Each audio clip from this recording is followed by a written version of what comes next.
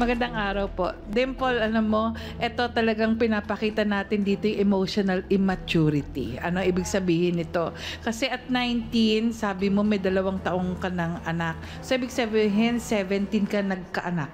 Opo. Hindi ka nagsawa sa pagiging dalaga. Dahil kasi talagang naka-experience ka kaagad. Anyway, ang hirap para sa isang bata na magkakaroon talaga ng sinasabi nating emotional maturity for reasons na hindi niya alam kung ano talaga yung supposed to be na dapat pag nabuntis ako, pwede na ako dapat maging nanay, mag-aalaga ako ng anak, mag-aasikaso ako ng partner ko.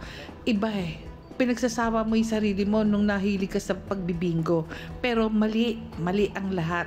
Anyway, para sabihin mo kanina na masyadong malamig, alam mo, dapat lang siguro, kung palaging mainit, baka mamaya at 19, baka 20 pa lang, 3 na o 4 o 5 na yung magiging anak mo. Sobrang bata mo pa. Hindi kinakailangan na ang iniisip natin yung pagiging mainit. Ang dapat nating isipin dito, yung magkaroon tayo ng sense of maturity or yung magkaroon tayo ng pinagkakatandaan. Dahil kasi, naging magulang ka na nanay ka na So, dapat lang na siguro intindihin mo na meron kang responsibilidad na hindi ka na dapat yung ang iisipin mo yung pagiging dalaga pa rin.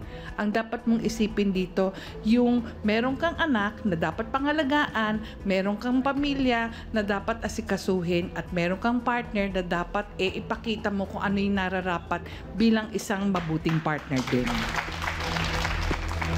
Maraming salamat, Dr. Camille.